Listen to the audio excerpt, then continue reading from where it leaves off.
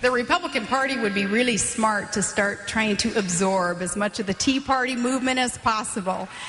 Because this is the future of our country. The Tea Party movement is the future of politics. The Tea Party movement is a revelatory moment for us. It really puts in stark relief where the American people are, how they feel, and what they feel. And I think it's important for our party to appreciate and understand this so that we can move towards it, embrace it, and then move into the future.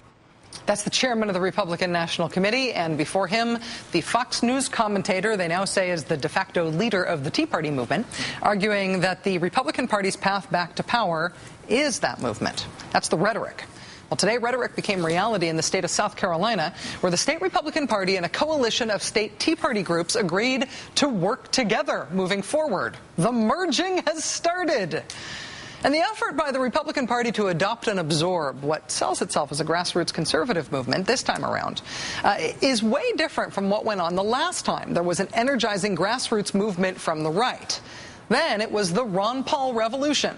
Ron Paul's supporters held rallies, spray-painted street graffiti, raised astounding sums of money with one-day online money bombs, all without the help of a party machine, big money Beltway lobbyists, or even much prodding from Dr. Paul himself. Despite that honest-to-goodness grassroots enthusiasm, look how Ron Paul was treated by the Republican establishment. He was excluded from a presidential candidates forum that was sponsored by Fox News. Dr. Paul elected to hold his own competing event at the same time. Ron Paul was refused a speaking slot at the 2008 Republican National Convention. So he held his own convention across town, which drew more than 10,000 supporters. In contrast, Fox News today endlessly promotes the Tea Partiers, going so far as to have their network personalities host Tea Party events.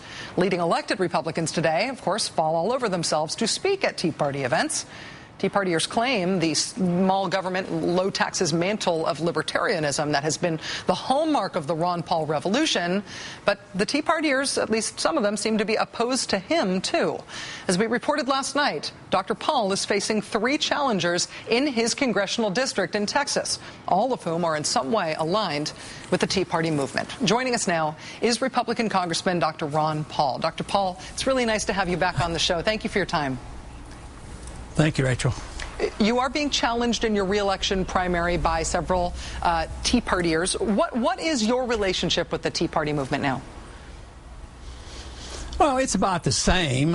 You know, sometimes the Tea Party represents those views that I expressed during the campaign.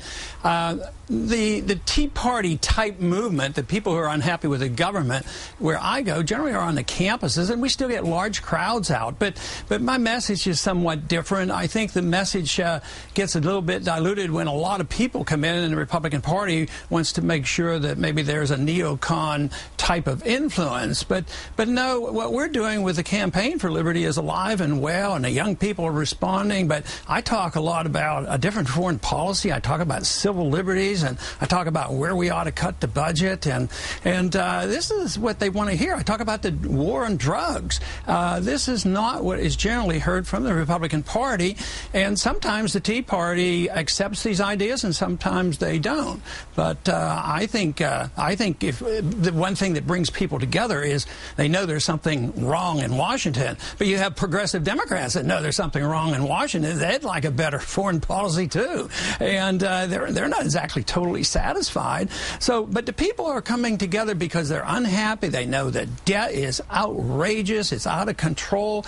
Countries are going bankrupt. California's bankrupt. Our country really is bankrupt, and that's what they're unhappy about. And it's out of control government. And I think I have been much more precise in what we should do in changing foreign policy, caring about civil liberties, and be truly a fiscal conservative. And believe it or not, I do have quite a few Democrats who are willing to agree with these basic principles in general, even the balanced budget issue. I mean, there are Democrats that actually have joined with me in saying, you're right.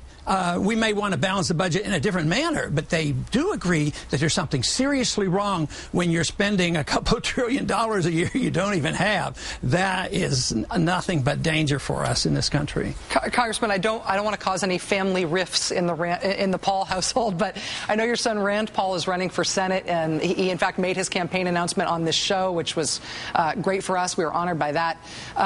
Now Sarah Palin has sort of emerged as the unofficial leader of the Tea Party movement. She has endorsed your son's run for Senate. Is there anything about her platform, either now or as a vice presidential candidate, that gives you pause about that endorsement?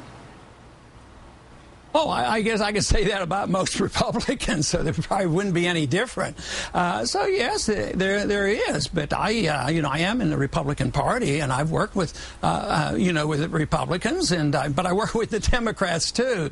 So, but I try to find issues that cross party lines. You take transparency of the Fed, or personal privacy, or maybe ending the war, or talking about the war on drugs. So on these issues, I can get support from both parties. So. Sure, there's a lot of things that the average Republican, I might, disagree with them, but they'll disagree with me as well. But I think what was really happening in the presidential campaign was they're surprised to find out, matter of fact, to my surprise too, that there were a lot of people out there that really cared about it and considered themselves even conservatives, not only libertarians, but conservatives, constitutionalists, that wanted somebody to talk about these issues. And I think it will continue. But to say that, oh, yeah, that's what the whole Tea Party movement's all about, and that's all they're going to talk about, I think I'd be naive to believe that's going to happen, because everybody likes to join what looks like a popular movement, and then they want to come in and influence that movement. But I think that happens to the Republican Party and the Democrat Party. For instance, I think the neocon issues on foreign policy is not exactly dead these days. There's an influence, and progressive Democrats aren't all that happy with the foreign policy, where the war keeps expanding and more troops in Afghanistan, bombing Yemen and bombing Pakistan and thinking about going into Iran. So that's the infiltration philosophically of different positions, and I deal more in that arena, hoping that the ideas of sound money and transparency of the Fed and a better foreign policy will actually affect both parties, because I know there's a lot of Americans who agree with this issue, and I know the young people are very open to these ideas. Republican Congressman Ron Paul, who for a long time now has represented a movement that I think really does cross some partisan lines and upset things in a small C conservative way. Thank you very much for your time, sir. We're really glad that you've been able to be with us. Appreciate it. Thank you, Rachel.